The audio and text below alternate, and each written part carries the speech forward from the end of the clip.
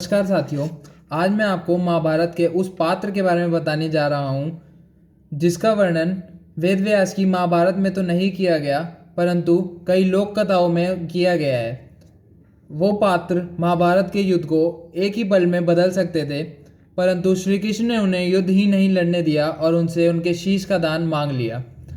भीम के पुत्र घटोत्कच के बेटे और माँ अहलावती के लाल बर्बरीक। बाल बर्बर होने के कारण नाम पड़ा बर्बरीक। जन्म लेते ही 14 वर्ष की आयु ग्रहण की और भगवान शिव की कृपा से उन्हें 3 बाण प्राप्त हुए। उन 3 बाणों की शक्ति अभेद थी, उनसे तीनों लोकों को जीता जा सकता था।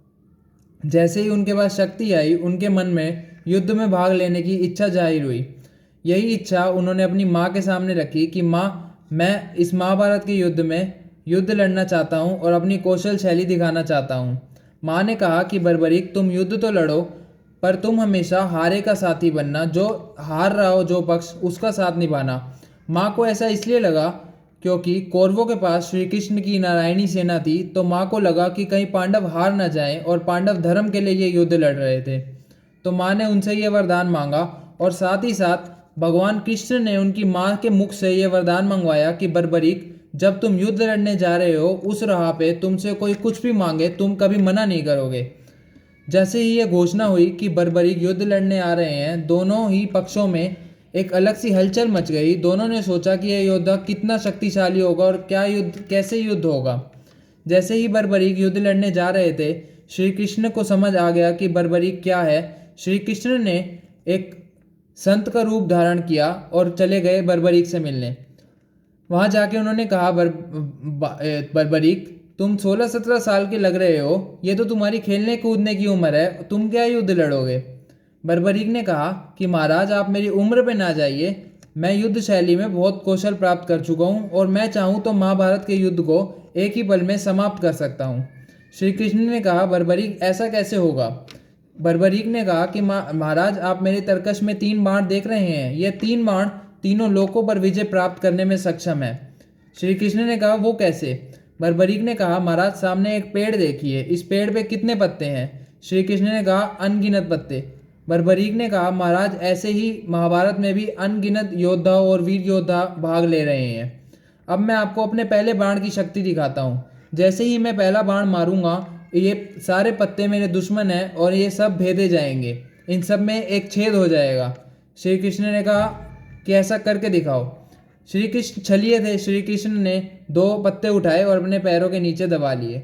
जैसे ही बर्बरीक ने बाण चलाया, श्री कृष्ण ने देखा पेड़ के सारे पत्ते भेदे जा चुके हैं, और जब उन्होंने अपने चरण उठाए तो देखा कि नीचे जो पत्ते उनके पैर के नीचे दबे हुए थे, वो भी भेदे जा चुके थे। अब श्री कृष्ण समझ गए थे कि बर्बरीक कोई साधारण योद्धा तो है नहीं।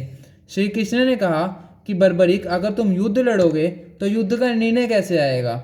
आज तुम कौरवों को हारता देखोगे तो उनकी तरफ हो जाओगे, कल तुम पांडवों को हारता देखोगे तो उनकी तरफ हो जाओगे। ऐसे तो त्राही त्राही मच जाएगी, हर कोई मारा जाएगा, पर युद्ध का निर्णय तो आ ही नहीं पाएगा। श्री कृष्ण ने कहा कि आज फागुन माघ शुक्ला द्वादशी है। आज के दिन एक वीर योद्धा की बलि चढ़ेगी, और वो बलि सिर्फ 3 लोगों की चढ़ सकती है, या तो अर्जुन की, या स्वयं श्री कृष्ण की, या तुम्हारी। अर्जुन की बलि हम दे नहीं सकते क्योंकि अर्जुन ने पूरे महाभारत का युद्ध लड़ना है। श्री कृष्ण सारथी हैं, वो बलि दे नहीं सकते, तो बचे तुम। बर्बरीक ने कहा कि महात्मा जी, मैं अपने शीश का दान तो दे दूंगा, परंतु आप अपने असली रूप में आइए। जो शीश का दान मांग रहा हो वो साधारण महात्मा तो नहीं हो सकता, आप अपने असली रूप में आइए प्रभु। इतने कहते ही श्री कृष्ण अपने असली रूप में आए और बर्बरीक से कहा कि बर्बरीक, तुम अपनी आखिरी इच्छा मुझे बताओ। बर्बरीक ने कहा कि महाराज, मैं युद्ध लड़ना चाहता था, पर मैं युद्ध तो नहीं लड़ पाया, पर आप मुझे युद्ध देखने दीजिए। श्री कृष्ण ने उनके स्वरूप को, उनके शीश को अमृत पान करवाया और उसको एक पहाड़ पे रख दिया जहाँ से युद्ध दिख रहा था। अब जब पांडव युद्ध जीत गए तो सब में घमंड सा आ गया कि युद्ध हमने जिताया, युद्ध मेरे बाणों ने जिताया, युद्ध मेरी गदा ने जिताया, मेरी नीति ने जिताया। श्री कृष्ण ने कहा कि चलो सब मिल के उस एक पात्र के पास जाते हैं जिसने ये सारा युद्ध देखा है। अब सब चल पड़े बर्बरीक के पास। जब सारे बर्बरीक के पास पहुंचे तो बर्बरीक ने सिर्फ एक ही बात कही कि आप सब लोग किस बात का घमंड कर रहे हैं। श्री कृष्ण के सुदर्शन चक्र के बिना आप ये युद्ध कभी जीत ही नहीं सकते थे।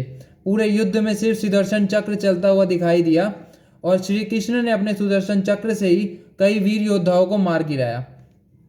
श्री कृष्ण ये सुन के इतना खुश हुए कि उन्होंने अपनी माँ का दिया हुआ नाम श्याम बर्बरीक को दे दिया और कहा कि आने वाले युग में, कलयुग में, तुम मेरे ही नाम से जाने जाओगे और मेरी 16 कलाएं तुम्हारे अंदर निवास करेंगी।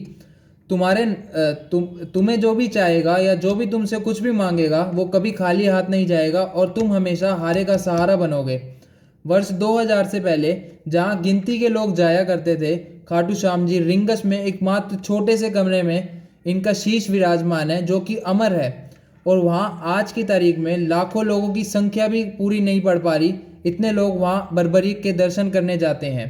बर्बरीक को श्री श्याम के नाम से कलयुग में जाना जाता है। श्री श्याम देवाय नमः इनका यही मंत्र है और यह एकमात्र ऐसे देव हैं कलयुग में जिनके दर पे कोई भी वहम नहीं होता। कोई किसी को ऐसा कुछ नहीं कहता कि ऐसा करो वैसा करो।